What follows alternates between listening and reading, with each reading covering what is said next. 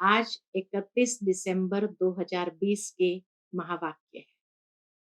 2020 के साल का अंतिम दिन है। कल से 2021 की नया साल शुरू होगा, नए उमंग उत्साह के साथ। और आज ये 2020 को हम विदाई दे रहे हैं। और आज बाबा ने मुरली में एक बहुत गुह्य राज की बात बताई कि कई बच्चे पूछते हैं बाबा से कि बाबा, ये कर्मेंद्रिय की चंचलता कब समाप्त होगी?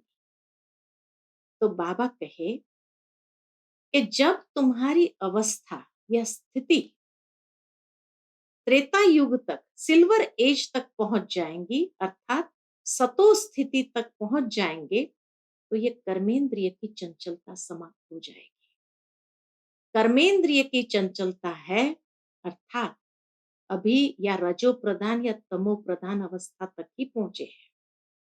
तो ये बाबा ने एक बहुत गुह्य राज की बात हमें बताई है आज, जिससे हम अपने आप को देख सके कि क्या मेरी इंद्रियां चंचल है या मुझे चलायमान करती है, मुझ आत्मा को, मन को भटकाती है या शांत है। उससे हमें पता चलेगा कि हम कहाँ तक पहुंचे हैं। सतो तक पहुंचे हैं, सतो प्रधानता तक पहुंचे हैं, कि हमें अपने आप को देखना है। सुनते हैं बाबा के मधुर महावाक्य। मीठे बच्चे, तुम्हारी यह ईश्वरीय मिशन है। तुम सबको ईश्वर का बनाकर उन्हें बेहद का वर्षा दिलाते हो। ईश्वरीय मिशन क्या है? सबको ईश्वर का बनाकर उन्हें बेहद का वर्षा दिलाते हो। प्रश्न है, कर्मेंद्रिय की चंचलता समाप्त कब होगी? उत्तर है, जब तुम्हारी स्थिति सिल्वर एज तक पहुंचेगी, अर्थात जब आत्मा त्रेता की सतो स्टेज तक पहुंच जाएगी, तो कर्मेंद्रिय की चंचलता बंद हो जाएगी। अभी तुम्हारी रिटर्न जर्नी है, इसलिए कर्मेंद्रिय को वश में रखना है। कोई भी छिपाकर ऐसा कर्म नहीं करना जो आत्मा पतित बन जाए। अविनाशी सर्जन तुम्हें जो परहेज बता रहे हैं, उस पर चलते रहो। गीत है, मुखड़ा देख ले प्राणे जरा दर्पण में, कितने पाप है कितने पुण्य है। ओम शांति। रूहानी बच्चों प्रति रूहानी बाप समझा रहे हैं। न सिर्फ तुम बच्चों को, जो भी रूहानी बच्चे प्रजापिता ब्रह्मा मुख वंशावली है, वह जानते हैं हम ब्राह्मणों को ही बाप समझाते हैं। पहले तुम शूद्र थे, फिर आकर ब्राह्मण बने हो। बाप ने वर्णों का भी हिसाब समझाया है। तो बाबा कहे, दुनिया में वर्णों को भी समझते नहीं, सिर्फ गायन है। अभी तुम ब्राह्मण वर्ण के हो, फिर देवता वर्ण के बनेंगे। विचार करो, यह बात राइट है? जज योरसेल्फ। हमारी बात सुनो और भेंट करो। शास्त्र जो जन्म जन्मांतर सुने हैं और जो ज्ञान सागर बाप समझाते हैं, उनकी भेंट करो। राइट क्या है? ब्राह्मण धर्म अथवा कुल, ब्राह्मण धर्म अथवा कुल बिल्कुल भूले हुए हैं।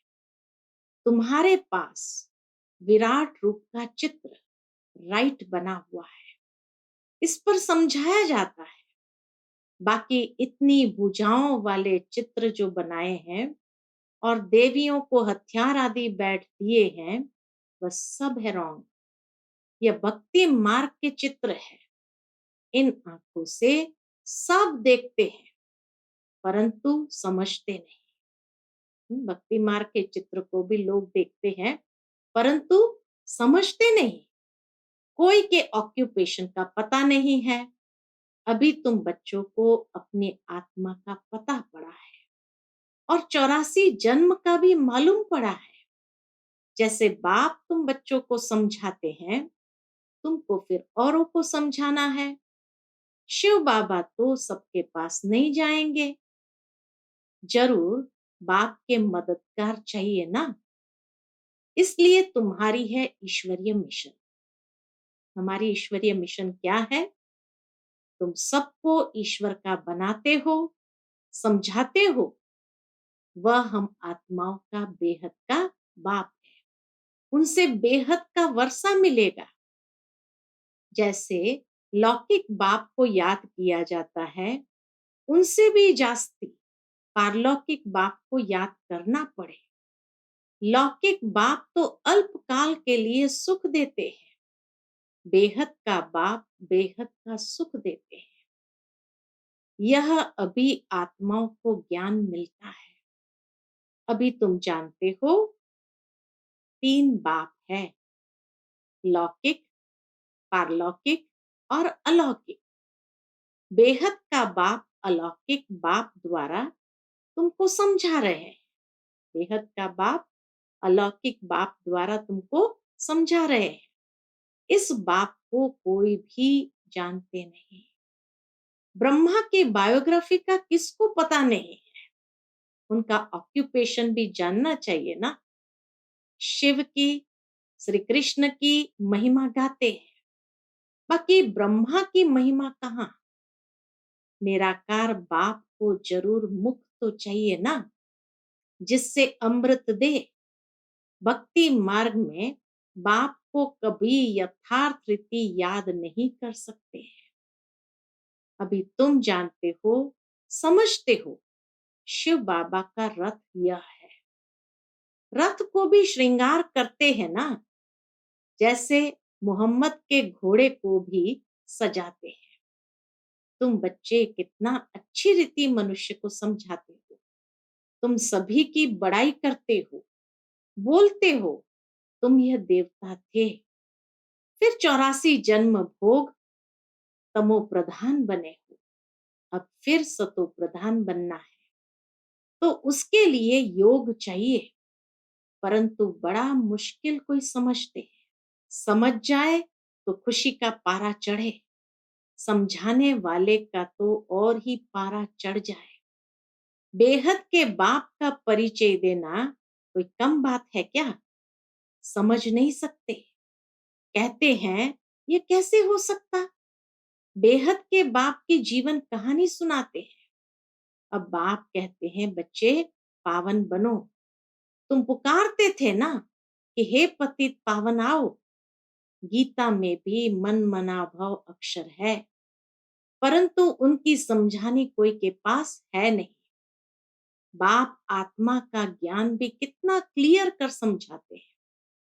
कोई शास्त्र में यह बातें नहीं, हाँ? कोई शास्त्र में यह बातें है नहीं। बल कहते हैं आत्मा बिंदी है, भ्रुकुटी के बीच स्टार है, परंतु यथार्थ रीति किसी की बुद्धि में नहीं है। वह भी जानना पड़े। कलयुग में है ही अनराइटियस, सतयुग में है सब राइटियस। भक्ति मार्ग में मनुष्य समझते हैं यह सब ईश्वर से मिलने के रास्ते हैं। इसलिए तुम पहले फॉर्म भराते हो। यहाँ क्यों आए हो? फॉर्म भराते थे शुरू शुरू में, तुम यहाँ क्यों आए हो? इससे भी तुमको बेहद का बाप का परिचय देना है। पूछते हो आत्मा का बाप कौन? सर्वव्यापी कहने से तो कोई अर्थ ही नहीं निकलता। सबका बाप कौन? यह है मुख्य बात। अपने अपने घर में भी तुम समझा सकते हो। 1-2 मुख्य चित्र, सीढ़ी, त्रिमूर्ति, झाड़, ये बहुत जरूरी है। झाड़ से सब धर्म वाले समझ सकते हैं कि हमारा धर्म कब शुरू हुआ। हम इस हिसाब से स्वर्ग में जा सकते हैं। जो आते ही पीछे हैं वह तो स्वर्ग में जा न सके, बाकी शांति धाम में जा सकेंगे। झाड़ से भी बहुत क्लियर होता है। जो जो धर्म पीछे आए हैं उन्हों की आत्माएं जरूर ऊपर में जाए विराजमान होंगी। तुम्हारी बुद्धि में सारा फाउंडेशन लगाया जाता है। बाप कहते हैं आदि सनातन देवी देवता धर्म का सैपलिंग तो लगा, फिर झाड़ के पत्ते भी तुमको बनाने हैं। पत्ते बिगर तो झाड़ होता नहीं है, पत्ते बिगर तो झाड़ होता नहीं। इसलिए बाबा पुरुषार्थ कराते रहते हैं आप समान बनाने के लिए। और धर्म वालों को पत्ते नहीं बनाने पड़ते हैं, वह तो ऊपर से आते हैं, फाउंडेशन लगाते हैं, फिर पत्ते पीछे ऊपर से आते जाते हैं। तुम फिर झाड़ की वृद्धि के लिए ये प्रदर्शनी आदि करते हो। हमारा दैवी झाड़ बढ़े, उसके लिए बाबा कहे ये प्रदर्शनी आदि करते हो। इससे पत्ते लगते हैं, फिर तूफान आने से गिर पड़ते हैं, मुरझा जाते हैं। यह आदि सनातन देवी देवता धर्म की स्थापना हो रही है। इसमें लड़ाई आदि की कोई बात नहीं, सिर्फ बाप को याद करना और कराना है। तुम सबको कहते हो, और जो भी रचना है उनको छोड़ो। रचना से कभी वर्षा मिल न सके, रचयिता बाप को ही याद करना है। और किसकी याद न आए, बाप का बनकर ज्ञान में आकर फिर अगर कोई ऐसा काम करते हैं तो उसका बोझा सिर पर बहुत चढ़ता है। बाप पावन बनाने आते हैं और फिर ऐसा कुछ काम करते हैं तो और ही पतित बन पड़ते हैं। इसलिए बाबा कहते हैं ऐसा कोई काम नहीं करो जो घाटा पड़ जाए। बाप की ग्लानि होती है ना, ऐसा कर्म नहीं करो जो विकर्म जास्ती हो जाए। परहेज भी रखनी है, दवाई में भी परहेज रखी जाती है।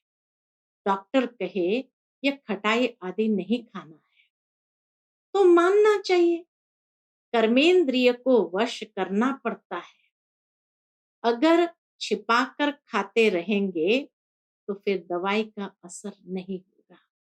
डॉक्टर जब कहते खटाई नहीं खानी है, फिर भी अगर छिपाकर खाते रहेंगे तो बाबा कहे दवाई की असर नहीं होगा। इसको कहा जाता है आसक्ति। बाप भी शिक्षा देते हैं यह नहीं करो। सर्जन है ना, लिखते हैं बाबा मन में संकल्प बहुत आते हैं, खबरदार रहना है। गंदे स्वप्न, मनसा में संकल्प आदि बहुत आएंगे, इनसे डरना नहीं है। सतयुग त्रेता में यह बातें होती नहीं। तुम जितना आगे नजदीक होते जाएंगे, सिल्वर एज तक पहुंचेंगे, तब कर्मेंद्रिय की चंचलता बंद हो जाएगी, कर्मेंद्रियां वश हो जाएंगी। सतयुग त्रेता में वश थी ना, जब उस त्रेता की अवस्था तक आओ तब वश होगी। फिर सतयुग की अवस्था में आएंगे तो सतो प्रधान बन जाएंगे, फिर सब कर्मेंद्रियां पूरी वश हो जाएगी। ये सीक्रेट बाबा ने बताया। कर्मेंद्रियां वश थी ना, नई बात थोड़ी है। आज कर्मेंद्रियों के वश है, कल फिर पुरुषार्थ कर कर्मेंद्रियों को वश कर लेते हैं। आज कहीं कर्मेंद्रियों के वश है, लेकिन कल फिर पुरुषार्थ कर कर्मेंद्रियों को वश कर लेते हैं। वह तो 84 जन्म में उतरते आए हैं, अभी रिटर्न जर्नी है। सबको सतो प्रधान अवस्था में जाना है। अपना चार्ट देखना है, हमने कितने पाप कितने पुण्य किए हैं। बाप को याद करते करते आयरन एज से सिल्वर एज तक पहुंच जाएंगे तो कर्मेंद्रिया वश हो जाएगी। फिर तुमको महसूस होगा अभी कोई तूफान नहीं आते हैं। वह भी अवस्था आएगी, फिर गोल्डन एज में चले जाएंगे। मेहनत कर पावन बनने से खुशी का पारा भी चढ़ेगा। जो भी आते हैं उनको समझाना है कैसे तुमने 84 जन्म लिए हैं। जिसने 84 जन्म लिए हैं वही समझेंगे, कहेंगे अब बाप को याद कर मालिक बनना है। 84 जन्म नहीं समझते हो तो शायद राजाई के मालिक नहीं बने होंगे। हम तो हिम्मत दिलाते हैं, अच्छी बात सुनाते हैं, तुम नीचे गिर पड़ते हो। जिसने 84 जन्म लिए होंगे उनको झट स्मृति आएगी। बाप कहते हैं तुम शांति धाम में पवित्र तो थे ना, अब फिर तुमको शांति धाम सुख धाम में जाने का रास्ता बताते हैं। और कोई भी रास्ता बता न सके, शांति धाम में भी पावन आत्माएं ही जा सकेगी। जितना खाद निकलती जाएगी उतना ऊंच पद मिलेगा। जो जितना पुरुषार्थ करे, हर एक के पुरुषार्थ को तो तुम देख रहे हो। बाबा भी बहुत अच्छी मदद करता है। यह तो जैसे पुराना बच्चा है, हर एक की नफ्स को समझते हो ना। सयाने जो होंगे वह झट समझ जाएंगे, बेहद का बाप है, उनसे जरूर स्वर्ग का वर्षा मिलना चाहिए। मिला था, अब नहीं है, फिर मिल रहा है। एम ऑब्जेक्ट सामने खड़ा है। बाप ने जब स्वर्ग की स्थापना की थी, तुम स्वर्ग के मालिक थे। फिर 84 जन्म ले नीचे उतरते आए हो। अभी है यह तुम्हारा अंतिम जन्म। हिस्ट्री रिपीट तो जरूर करेंगी ना। तुम सारा 84 का हिसाब बताते हो। जितना समझेंगे उतना पत्ते बनते जाएंगे। तुम भी बहुतों को आप समान बनाते हो ना। तुम कहेंगे हम आए हैं सारे विश्व को माया की जंजीरों से छुड़ाने। बाप कहते हैं मैं सबको रावण से छुड़ाने आता हूं। तुम बच्चे भी समझते हो, बाप ज्ञान का सागर है। तुम भी ज्ञान प्राप्त कर मास्टर ज्ञान सागर बनते हो ना। ज्ञान अलग है, भक्ति अलग है। तुम जानते हो भारत का प्राचीन राजयोग बाप ही सिखलाते हैं, कोई मनुष्य सिखला नहीं सकते। परंतु यह बात सबको कैसे बताएं। यहाँ तो असुरों के विघ्न भी बहुत पड़ते हैं। आगे तो समझते थे शायद कोई किचड़ा डालते हैं, अभी समझते हो यह विघ्न कैसे डालते हैं। नथिंग न्यू, कल्प पहले भी यह हुआ था। तुम्हारी बुद्धि में यह सारा चक्र फिरता रहता है। बाबा हमको सृष्टि के आदि मध्य अंत का राज समझा रहे हैं। बाबा हमको लाइट हाउस का भी टाइटल देते हैं। ज्ञान की लाइट चारों ओर फैलाते हैं, तो बाबा हमको लाइट हाउस का भी टाइटल देते हैं। एक आंख में मुक्ति धाम, दूसरी आंख में जीवन मुक्ति धाम। तुमको शांति धाम में जाकर फिर सुख धाम में आना है। यह है ही दुख धाम। बाप कहते हैं इन आंखों से जो कुछ तुम देखते हो उनको भूलो, अपने शांति धाम को याद करो। आत्मा को अपने बाप को याद करना है। इसको ही अव्यभिचारी योग कहा जाता है। ज्ञान भी एक से ही सुनना है, वह है अव्यभिचारी ज्ञान। याद भी एक को करो, मेरा तो एक, दूसरा न कोई। जब तक अपने को आत्मनिश्चय नहीं करेंगे तब तक एक की याद आएगी नहीं। जब तक अपने को आत्मनिश्चय नहीं करेंगे तब तक एक की याद आएगी नहीं। आत्मा कहती है मैं तो एक बाबा की ही बनूंगी, मुझे जाना है बाबा के पास। यह शरीर तो पुराना जड़ जड़ी भूत है, इनमें भी ममत्व नहीं रखना है। यह ज्ञान की बात है। ऐसे नहीं कि शरीर की संभाल नहीं करनी है, अंदर में समझना है यह पुरानी खाल है, इनको तो अब छोड़ना है। तुम्हारा है बेहद का सन्यास, वह तो जंगल में चले जाते हैं। तुमको घर में रहते याद में रहना है। याद में रहते रहते क्या होगा? बाबा कहे याद में रहते रहते तुम भी शरीर छोड़ सकते हो। कहाँ भी हो, तुम बाप को याद करो। याद में रहेंगे, स्वदर्शन चक्रधारी बनेंगे, तो कहाँ भी रहते तुम ऊंच पद पा लेंगे। जितना इंडिविजुअल मेहनत करेंगे, उतना पद पाएंगे। घर में रहते भी याद की यात्रा में रहना है। अभी फाइनल रिजल्ट में थोड़ा टाइम पड़ा है, फिर नई दुनिया भी तैयार चाहिए ना। अभी कर्मातीत अवस्था हो जाए तो सूक्ष्म वतन में रहना पड़े। सूक्ष्म वतन में रहकर भी फिर जन्म लेना पड़ता है। आगे चलकर तुमको सब साक्षात्कार होगा। कैसे ये सारी कारोबार चलती है, तो बाबा कहे तुम्हें सब साक्षात्कार होगा। अच्छा, मीठे मीठे सिकिलते बच्चों प्रति माता पिता बाप दादा का याद प्यार और गुड मॉर्निंग। रूहानी बाप की रूहानी बच्चों को नमस्ते। हम सब रूहानी बच्चों की रूहानी माता पिता बाप दादा को याद प्यार, गुड मॉर्निंग और नमस्ते नमस्ते। शुक्रिया बाबा, शुक्रिया। आज की मुरली से धारणा के लिए मुख्य सार है। पहली पॉइंट, एक बाप से ही सुनना है, एक की ही अव्यभिचारी याद में रहना है, इस शरीर की संभाल रखनी है लेकिन ममत्व नहीं रखना है। शरीर की संभाल जरूर रखो, लेकिन बाबा कहे ममत्व नहीं रखना है। दूसरी पॉइंट, बाप ने जो परहेज बताई है उसे पूरा पालन करना है।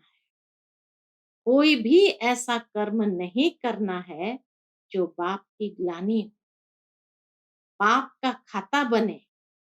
अपने को घाटे में नहीं डालना है, अपने को घाटे में नहीं डालना है।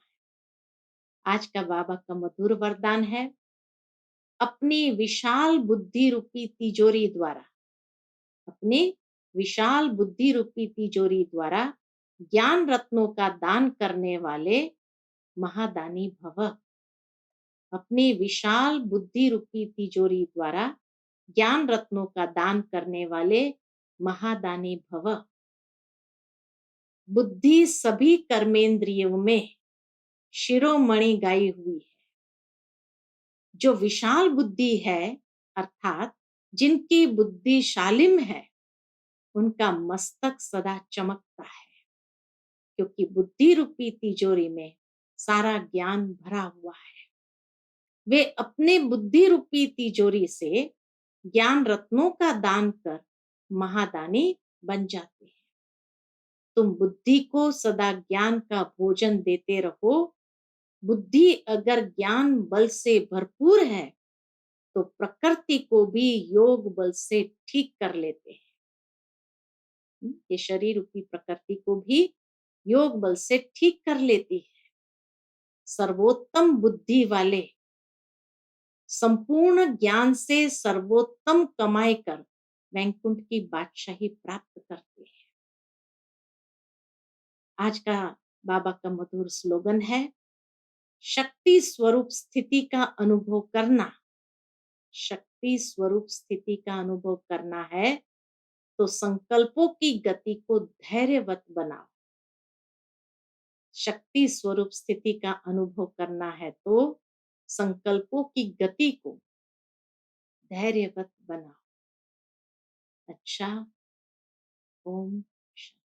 To watch Peace of Mind channel videos on YouTube, subscribe us on youtube.com/tvpeaceofmind.